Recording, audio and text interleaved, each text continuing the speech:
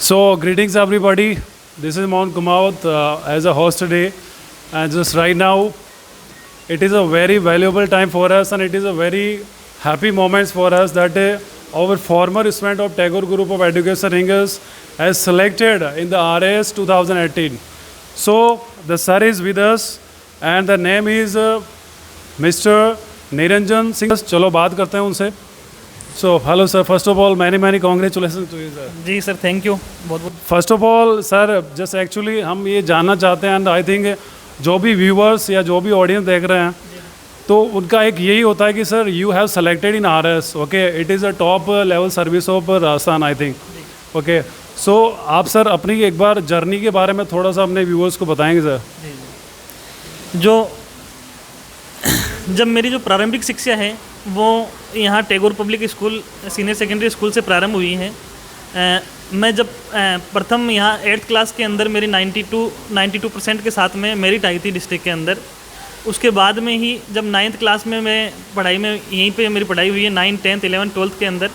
और जो बेसिक शिक्षा है वो मेरी टैगोर पब्लिक स्कूल से हुई है, जिसके अंदर मेरे गुरुजनों का, प्रदीप जी सर का, मेरे मामा जी है संपत सिंह जी, उनका काफ़ी योगदान रहा है.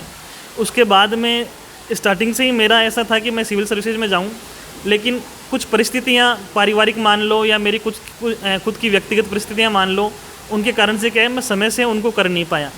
लेकिन अगर व्यक्ति सोच लेता है या वो अपने मन में कोई धारणा बना लेता है कि मुझे मेरा वो टारगेट अचीव करना है, तो वो टारगेट एक लिमिटेड पीरियड में आप अचीव कर सकते हो. उसको अचीव करने के लिए आपको सबसे पहले है जो अपनी जो बेसिक क्षमताएँ होती हैं कि मैं इस कार्य को कर सकता हूँ या नहीं कर सकता हूँ, सबसे पहले उनको चेक करना चाहिए.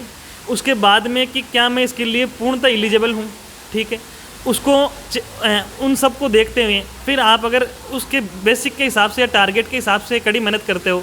जैसे मान लो आपको जयपुर जाना है और आप पैदल जयपुर के लिए निकल रहे हो और आप सोच रहे हो कि मुझे 3 दिन में वहाँ पहुँचना है, तो फिर उसको आपको 3 दिन के हिसाब से चलना पड़ेगा. और RS की कुछ जर्नी ऐसी है कि जैसे आपका कोई सिलेबस है तो वो आपको कितने दिन में पूरा करना है और किस लेवल तक पूरा करना है, कितना आपको उसमें नॉलेज होना चाहिए और किस हिसाब से आपको अपने आप को प्रेजेंट करना है, वो काफ़ी मैटर करता है उसके अंदर. Thank you very much sir. Sir actually हम ये भी जानना चाहते हैं कि आपका स्कूलिंग इसी स्कूल से हुआ, टैगोर ग्रुप ऑफ एजुकेशन रिंगर से, तो सर वो एक्सपीरियंस और वो जो फीलिंग्स है वो आप प्लीज़ हमारे साथ शेयर कीजिए. सन 2000 के अंदर, आज से 20 साल पहले मैं टैगोर पब्लिक स्कूल में मैंने एडमिशन लिया था. उस टाइम मैं 8th क्लास में हॉस्टल में रहता था. तो टैगोर की जो बेसिक शिक्षा है या बेसिक जो शिक्षा दीक्षा है मेरी यहीं से हुई है. इसमें मेरे गुरुजनों का श्रीमान संतोष जी सर जो उस टाइम हॉस्टल वार्डनर थे, श्रीमान राजेंद्र जी शर्मा सर, ठीक है, इन सब का काफ़ी स्नेह रहा. ये समय समय पर मुझे मोटिवेट करते रहे और एज ए फैमिली मैं यहाँ पे रहा हूँ 8th, 9th, 10th, 11th, 12th के अंदर. कभी मुझे ऐसी कोई दिक्कत आई नहीं. और साथ ही शिक्षा के अंदर जैसे प्रदीप जी सर हैं, उनका गाइडेंस है या उनका जो बच्चों को डांटना है, धमकाना है, मारना है, वो मतलब एक तनाव प्रबंधन का कार्य करता था और उससे एक अच्छे व्यक्तित्व का निर्माण होकर यहाँ से निकला मैं. Exactly sir, that is correct sir. Sir आप you selected, okay, that is very, हम बहुत खुश हैं, that entire the Tagore family is very happy there. So sir regarding that आपकी जो कीवर्ड्स है दैट जो हमारे स्टूडेंट को आप बताना चाहते हैं कि वो भी इन फ्यूचर दैट कि IAS बने या RS बने या बड़े डॉक्टर्स बने, तो आप रिगार्डिंग योर सर्विस सर आप उनको क्या अपने कीवर्ड्स बताना चाहते हैं कि आपको ये करना चाहिए and what to do what not sir please.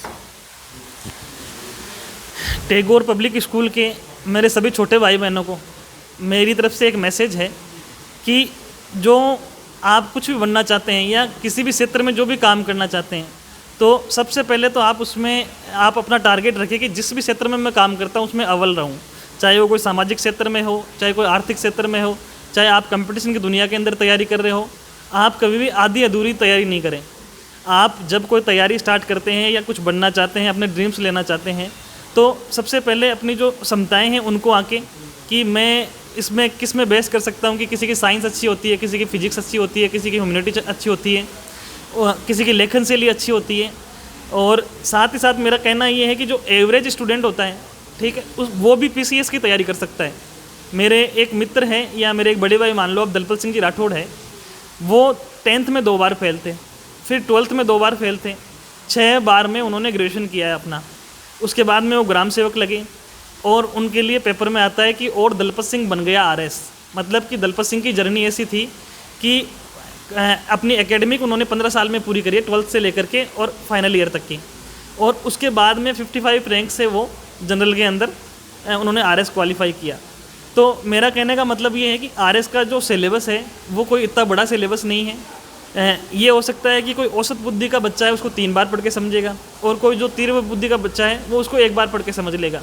लेकिन अगर आप कड़ी मेहनत करते हैं और मेहनत के साथ साथ में सही दिशा, सही जो पुस्तक सामग्री है या जो नोट्स हैं उनका चयन इसमें काफ़ी कारगर होता है। उसके बाद में फिर आपकी मेहनत होती है, और मेहनत के बल पर फिर आप किसी भी अचीवमेंट को प्राप्त कर सकते हैं। Great sir, it is true that the hard work always page. ये तो पक्का है कि मेहनत हमेशा फल देती है, as the sir said already.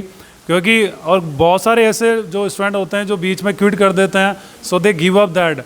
So guys, जो भी तैयारी कर रहे हैं, प्रिपरेशन कर रहे हैं आरएस आईएएस की, तो इन सर से एक बार ज़रूर इंस्पिरेशन ले and just never give up guys that. Sir, हमारा लास्ट का एक मैसेज है, last that entire that in the last of this interview. बहुत अच्छा लगा आपसे मिलकर। आपकी सर जो मोस्टली एस्पायरेंट्स होता है उनकी एक वीकनेस और स्ट्रेंथ होती है। सर, आपने जो स्टार्टिंग में जब आपने प्रिपरेशन की तो आपकी वीकनेस क्या रही और आपकी स्ट्रेंथ क्या रही, प्लीज़ सर। सबसे पहले तो मैं ये बता दूं कि जो मेरी वीकनेस थी वो क्या है, मैं चीज़ों को हल्के में लेता था। कि जो इससे पहले वाला मेंस था उसमें मैं ये सोचा कि हाँ ठीक है, ये तो मैं वैसे ही कर लूँगा, कि मेरे इतने नंबर तो आए हुए हैं, इतने नंबर और आ जाएंगे, ठीक है। उसके अकॉर्डिंग मैंने कड़ी मेहनत नहीं की, तो कहीं ना कहीं ये होता है कि अपनी तैयारी ढंग से नहीं हो पाती। अपन अगर ओवर कॉन्फिडेंस में आ जाए या कहीं दूसरी चीज़ों में अपने आप को डाइवर्ट कर ले तो। और जो स्ट्रेंथ है वो है कि सबसे अच्छा पेशेंस है आपके अंदर, धैर्य है, तो आप धैर्य के अनुसार कहीं ना कहीं आप उस टारगेट को अचीवमेंट कर लेते हो। और जो टैगोर पब्लिक स्कूल में जो बच्चे पढ़ रहे हैं या जो बच्चे आगे तैयारी करेंगे जिनका भविष्य है, उनके पेरेंट्स को भी मैं ये कहना चाहता हूँ कि जो अभी जो कंपटीशन की जो प्रक्रिया है वो काफ़ी लंबी हो गई है, या इसमें कंपटीशन काफ़ी हाई हो गया है। तो आप बच्चों पे विश्वास रखें, उनको एक सही गाइडेंस दें, और बच्चों के साथ साथ में आप भी धैर्य रखें कि हाँ ठीक है, हमारा बच्चा एक दिन सक्सेस होगा। सक्सेस, असफलता, सफलता, ये सब क्या है, एक सिक्के के 2 पहलू है, ठीक है। कभी हेड आता है तो कभी टेल आता है, और कभी टेल आता है तो कभी हेड आता है। ये ज़रूरी नहीं है कि कोई पहले से आरएस में सेलेक्टेड है और वापस उसने दिया हो रैंक इंप्रूवमेंट के लिए तो वापस वो पास ही हो। और लेकिन मैंने बहुत से ऐसे उदाहरण देखे हैं कि जिनके माता पिता ने धैर्य रखा है, अपने बच्चों पे विश्वास रखा है, साथ ही साथ में बच्चों ने जो माता पिता के विश्वास को बनाए रखा है, तो बच्चे ज़रूर सफल हुए हैं। तो मेरा कहना यही है कि ये दोनों जो माता पिता है, पेरेंट्स हैं, गुरुजन हैं, और जो बच्चे हैं या जो स्टूडेंट्स हैं, उनको तीनों को कंबाइंड लेकर के और अपने को एक नव निर्माण की एक नींव रखनी चाहिए। और निश्चित ही टैगोर पब्लिक स्कूल से और भी बच्चे आगे, मैं चाहता हूँ कि सिविल सर्विसेज में निकलें। जी बिल्कुल, thank you very much sir, बहुत अच्छी बात कही है। और डेफिनेटली हम कोशिश करेंगे कि आने वाले टाइम में आरएस, आईएएस, इंजीनियर, डॉक्टर्स बहुत सारे टैगोर ग्रुप ऑफ एजुकेशन से निकले। सो सर, बहुत बहुत धन्यवाद, थैंक यू वेरी मच। हम आपके उज्जवल भविष्य की कामना करते हैं, एंड डेफिनेटली जहाँ कहीं भी आप रहेंगे आप ऑनेस्टली ड्यूटी करेंगे, and we will meet sure sir in the future. Thank you very much sir. जी सर, थैंक यू।